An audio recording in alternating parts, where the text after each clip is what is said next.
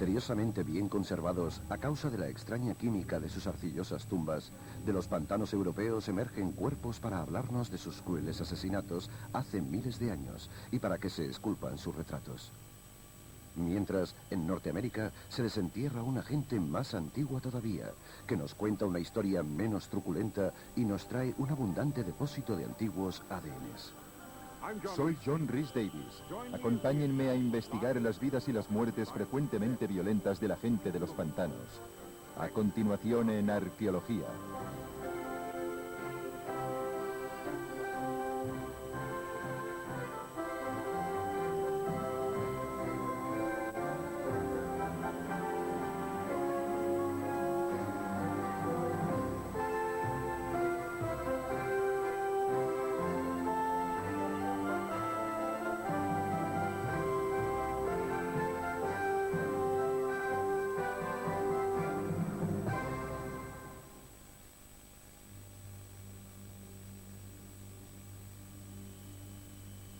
Estamos en Lindow Moss, una turbera cerca de Manchester, en el noroeste de Inglaterra.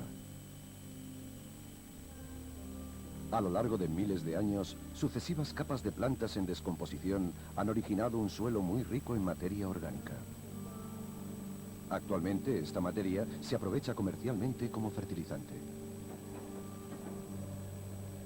En 1984, los trabajadores que excavaban la turbera hicieron un descubrimiento espantoso, un pie humano. Unos funcionarios rápidamente localizaron el resto del cadáver, lo extrajeron de la turbera y lo mandaron al Museo Británico de Londres para que le practicaran la autopsia. El resultado reveló a los investigadores uno de los más desconcertantes y crueles asesinatos que habían visto nunca. Ese cuerpo antiguo, llamado el hombre de Lindow por los científicos, al que la prensa rápidamente bautizó como Peter Marsh, Pedro Pantano, causó sensación. Huelga decir que el hombre de Lindow no estaba solo. Por toda Europa, unos 2000 cuerpos han salido a la luz en nuestra época, y muchos de ellos mostraban el mismo estado de buena conservación y similitudes espeluznantes en la singular brutalidad de sus muertes. Hasta los últimos años, no se han descubierto los cuerpos de los pantanos en Norteamérica. Aunque más antiguos, ofrecen una aportación notable, material genético que aporta nueva luz sobre las vidas de los primeros americanos. La gente de los pantanos.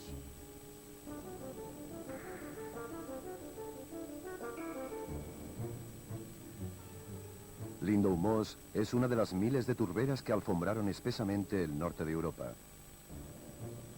Aunque la popularidad de la turba como combustible barato y fertilizante ha vaciado los pantanos europeos, la concentración de ácido tánico en su suelo todavía proporciona a lugares como Lindow Moss una casi milagrosa posibilidad de preservación de material orgánico, como por ejemplo la piel humana.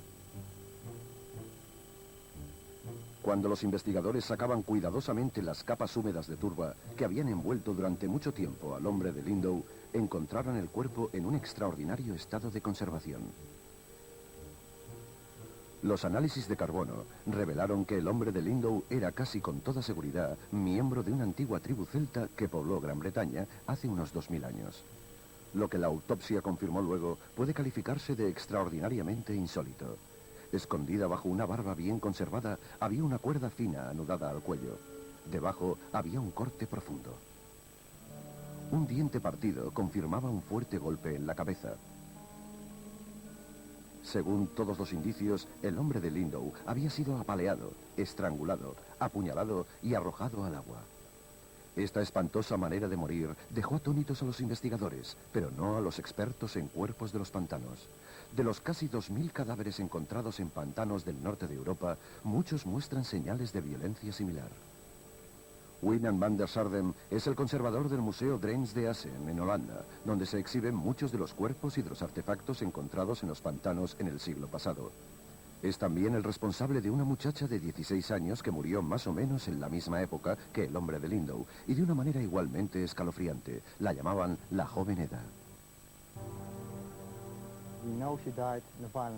Sabemos que murió de una manera violenta. Mucha gente cree que los cuerpos de los pantanos son los restos de individuos que fueron a dar un paseo por los pantanos y se ahogaron. Bueno, esto no es verdad.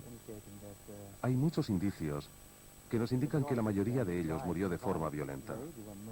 Fueron asesinados, fueron colgados, estrangulados o apuñalados hasta morir. Y en el caso de la joven Eda, tenemos datos o pruebas en forma de un cordón de lana alrededor de su cuello, pues debajo de un nudo del cordel encontramos una grieta muy clara que nos indica que fue estrangulada con este cordón de lana.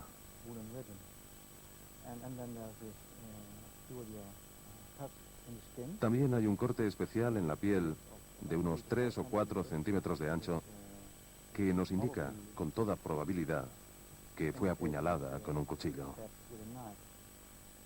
Durante una década, los científicos se han preguntado acerca de las brutales similitudes en las muertes del hombre de Lindow, la joven Eda y otros cuerpos de los pantanos.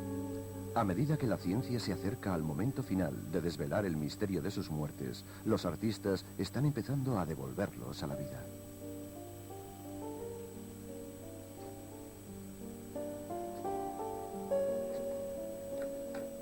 Richard Neave es el jefe del Departamento de Arte y Medicina de la Universidad de Manchester en Inglaterra. Neave a menudo trabaja con la policía local para identificar víctimas de asesinatos. Escultor forense de fama mundial, él recrea figuras muy parecidas a las víctimas basándose en la forma del cráneo. En 1986 se le había pedido a Neave que recreara la cara del hombre de Lindow. Era, por tanto, la persona más indicada para resucitar a la joven Eda. Pero primero tuvo que reconstruir su cráneo, seriamente destrozado. Para hacerlo, recurrió a Robin Richards, del Hospital del University College de Londres. Richards es un experto en fotografías con escáner CAT, con las que reconstruye las caras de pacientes desfiguradas por enfermedades o accidentes. Una vez que las imágenes del cráneo de la joven Eda fueron introducidas en su ordenador, Richards empezó la laboriosa tarea de reconstruir su cara, un rompecabezas tridimensional de fragmentos de huesos rotos y aplastados.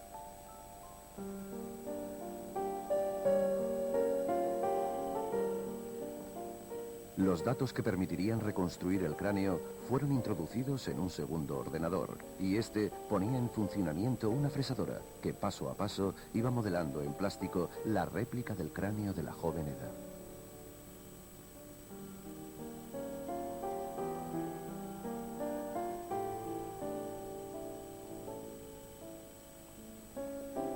De vuelta en Manchester, Richard Neave empezó a colocar carne sobre el hueso, o mejor dicho, arcilla sobre el plástico. No importa si fue un asesinato o si era una antigua princesa, las técnicas son exactamente las mismas. Neave inserta los globos oculares y luego empieza una especie de disección a la inversa. Las pinzas en el cráneo nos indican el grosor medio de tejido blando, músculo, grasa y piel. Una cara va emergiendo lentamente. En gran medida, el profundo conocimiento que tiene Neave de la anatomía humana le va dictando el proceso, pero para algunos rasgos, él tiene que confiar en su instinto de artista. La combinación de arte y ciencia se produce cuando uno está construyendo o modelando una boca, dando relieve a detalles de debajo de la nariz, buscando la forma exacta de la nariz o plasmando la expresión de alrededor de los ojos. Hay cosas que el cráneo por sí solo no nos dice. Hay un punto en el que la ciencia se diluye y aparece el arte. Es una gradación perfectamente lógica y natural.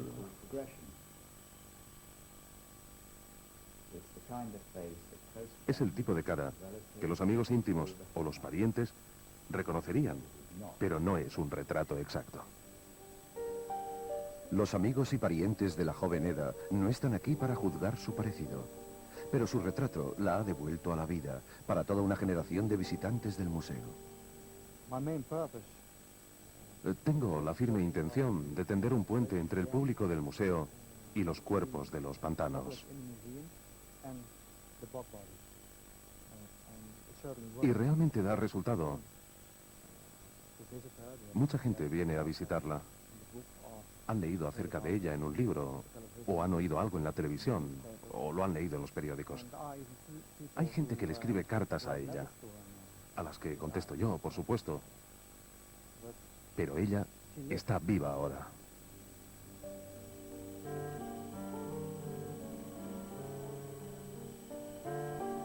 La joven Eda es solo uno de los miles de cuerpos que han emergido de los pantanos de Europa en los últimos tiempos. Muchos de esos cuerpos fueron enterrados de nuevo o simplemente se descompusieron. Algunos de ellos han sido primorosamente conservados. A la pareja de la Edad de Hierro se la conoce cariñosamente como Darby y Joan. Darby probablemente murió de una puñalada en el corazón. A pesar de su expresión serena, el hombre Tolun de Dinamarca fue encontrado con una tira de piel trenzada alrededor de su cuello. A la joven adolescente Windaby, desenterrada en el norte de Alemania, parece que le hubieran vendado los ojos y la hubieran ahogado. Quizás el más singular de todos ellos es el hombre Grobol, tan bien preservado que los expertos en criminología han sido capaces de tomarle las huellas dactilares. Su cuello muestra un corte muy profundo. ¿Qué puede haber causado unas sentencias de muerte tan severas?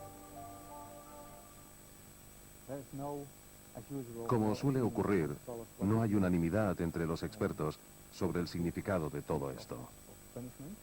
Unos tienden a pensar en castigos y otros en sacrificios. Yo creo que son sacrificios.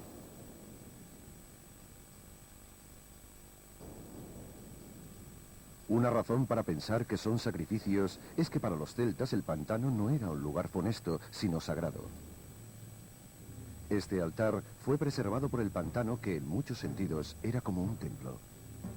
El mismo hombre de Lindau proporcionó una singular confirmación de las leyendas celtas en lo que se refiere a sacrificios. El análisis de los contenidos de su estómago indica que había comido pan carbonizado justo antes de morir. Hoy en día, las tradiciones orales celtas recogen que los antiguos celtas seleccionaban a las personas que iban a sacrificar echándolo a suertes. Cada persona cogía un trozo de pan y a quien le tocaba el trozo carbonizado se convertía en víctima. Las uñas intactas de los dedos del hombre de Lindau nos revelan que no era un trabajador cualquiera. La historiadora Dennis Canyon está convencida de que la extraña muerte del hombre de Lindau puede indicar que era un sacerdote druida sacrificado al dios celta Esus en una época de gran tensión social a causa de las tribus del norte de Inglaterra. Ahora sabemos que Esus fue invocado en esa ocasión por medio de un cuchillo y una tira de cuero, y que puede que se dieran unas circunstancias que requirieran un sacrificio muy especial al dios celta que estaba asociado más íntimamente a la tribu. Esto nos hace pensar que era esa una época en que la tribu local, los Cornovi, se sentían muy amenazada por una fuerza exterior. Los resultados de las pruebas de carbono muestran que el hombre de Lindau pudo haber sido asesinado en el siglo I después de Cristo. En aquella época, las legiones romanas andaban conquistando el norte de Europa y enfrentándose con los celtas. El pueblo, que había realizado alguna de las primeras obras del mundo en arte abstracto, estaba librando una desesperada batalla por su supervivencia. Mientras sus guerreros desnudos y con el cuerpo pintado eran empujados a combatir contra unos centuriones de pesadas corazas, la población celta es posible que recurriera a sus sacerdotes druidas para reclamar una intervención divina. Esta es una teoría muy atractiva, pero más que una ofrenda o un sacrificio rutinario para propiciar la cosecha o algo por el estilo, lo que aquí tenemos es un sacrificio especialmente seleccionado, hecho en una época de máxima presión que representaba una amenaza muy grande para la tribu. Su identidad tribal estaba amenazada por la fuerza y el contingente del ejército romano que estaba llegando para tomar el poder. Aunque muchas de las muertes de los pantanos deben de haber estado relacionadas con ritos de la fertilidad y de la recolección, Sanden está de acuerdo en que algunas deben haber sido medidas desesperadas en épocas de grandes crisis. Bueno, no hay ninguna explicación simple, pero se podría pensar en que estén relacionadas con la expansión del Imperio Romano. Por ejemplo, que se estaba expandiendo en esta dirección.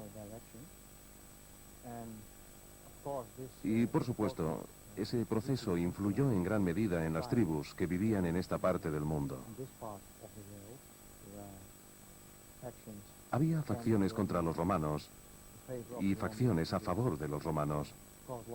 Y esto provocaba una gran tensión entre las sociedades autóctonas. Esto podría estar en relación con el fenómeno de los cuerpos, pues mucha gente puede que fuera sacrificada a causa de la tensión social. 2000 años más tarde, Tal vez los arqueólogos tengan una respuesta al misterio de la gente de los pantanos. Muchos no fueron asesinados, sino sacrificados como ofrenda a los dioses para salvar al mundo celta que se enfrentaba a la destrucción y a la dominación romana.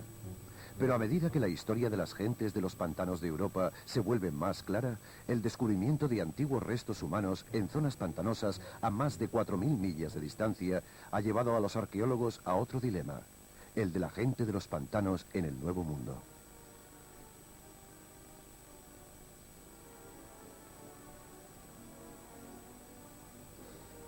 En 1984, en una tierra cercana al Centro Espacial Kennedy, en el sureste de Florida, empleados de una empresa constructora de pronto empezaron a desenterrar cientos de huesos humanos. En una muestra de prudencia y de generosidad, el director del proyecto de viviendas Windover inmediatamente mandó parar la obra y llamó a los expertos. A una profundidad de unos 10 pies, el arqueólogo de la Universidad Estatal de Florida, Glenn Doran, dejó al descubierto los restos cuidadosamente enterrados de 168 seres humanos. A diferencia de los pantanos europeos, donde la gente a menudo era objeto de sacrificio, el entierro en el pantano era una práctica habitual entre los habitantes del sur de Florida en este primer periodo.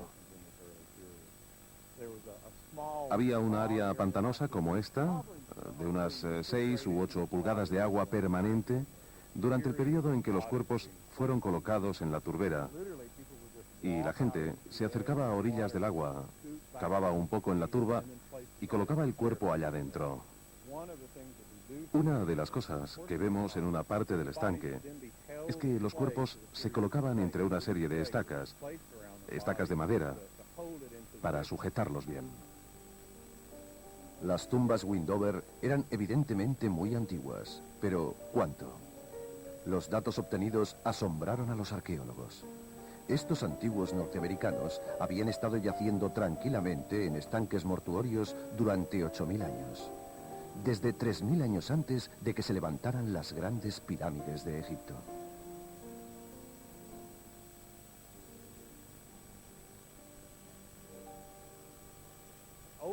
Globalmente, la población estaba bastante bien de salud.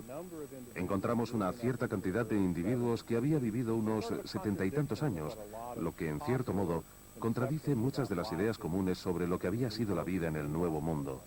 Creo que la frase vidas cortas, difíciles y embrutecidas ha sido, como se sabe, excesivamente utilizada, sobre todo en los medios de comunicación popular. Un descubrimiento en particular confirmó lo bien adaptada que estaba la población Windover, la columna vertebral gravemente deformada de un joven adolescente. Uno de los individuos sufría de una anomalía conocida como espina bífida, que consiste en una abertura del canal neural que, en su caso, le provocó al menos una parálisis parcial y una consiguiente infección de una pierna, y finalmente su pie fue corroído por una infección generalizada. Fue un proceso muy lento que probablemente duró varios años. Observando el resto del esqueleto, se puede deducir que fue un individuo prácticamente inmovilizado. No podía desplazarse como el resto de miembros de la comunidad y, por tanto, alguien, quizás un grupo de personas, estuvo cuidando a este individuo durante los últimos años de su vida. No se entiende cómo esta gente seminómada fue capaz, hace 8.000 años, de mantener vivo hasta la adolescencia a un joven gravemente incapacitado. Un cuidado de tal calidad requería un excedente de comida, tiempo y dedicación. Que ellos quisieran preocuparse por él supone una compasión de tipo comunitario que los antropólogos no creían propia de un pueblo tan antiguo.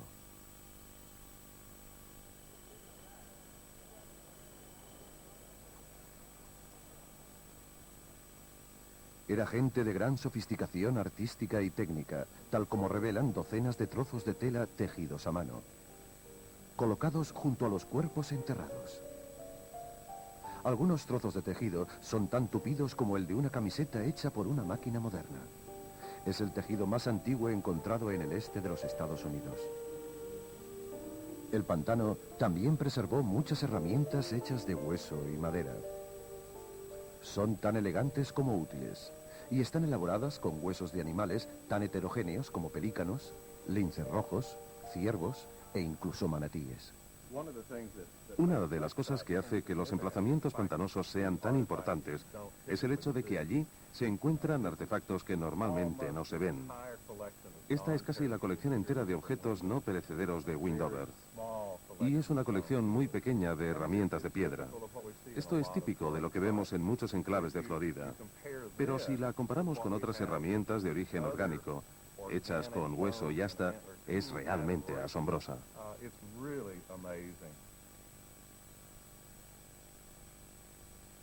Las aguas del pantano de Florida no han conservado íntegros los cadáveres, pero han conservado algo quizá más valioso. A medida que Doran y su equipo continuaban desenterrando los esqueletos, se dieron cuenta de que las cavidades del cráneo no estaban completamente vacías. Al principio, los arqueólogos pensaron que la tierra y el agua se habían ido filtrando durante miles de años. De hecho, los cráneos habían impedido que el tejido cerebral se descompusiera por completo, suscitando una hipótesis fascinante. ¿Había preservado la turbera el antiguo ADN, el originario proyecto molecular de la vida?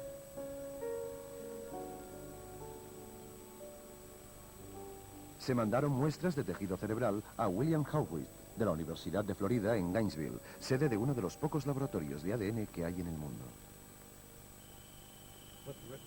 ¿Qué hay escrito en el ADN? Nuestra historia está escrita en el ADN. Nuestra conducta está escrita en el ADN. Nuestro futuro probablemente está escrito en el ADN. Es muy interesante el hecho de que el ADN, aunque está muy seriamente estropeado por haber estado en la turbera durante muchos miles de años, 8.000 años, no sea muy útil. Se puede utilizar la misma tecnología que usamos con el ADN moderno y, de hecho, esta tecnología actúa como una fotocopiadora porque lo amplía. Copia repetidamente el antiguo ADN y al hacer esto lo repara. El ADN reveló que la gente de los pantanos enterrada a lo largo de más de 1000 años estaba relacionada genéticamente. Las generaciones más antiguas estaban enterradas hacia el centro del pantano y sus descendientes estaban enterrados sucesivamente más cerca de la orilla. El pantano de los Wendover contenía miembros de unas 50 generaciones de la misma familia, un banco genético de tal magnitud que la ciencia nunca había visto ni imaginado que se pudiera tener.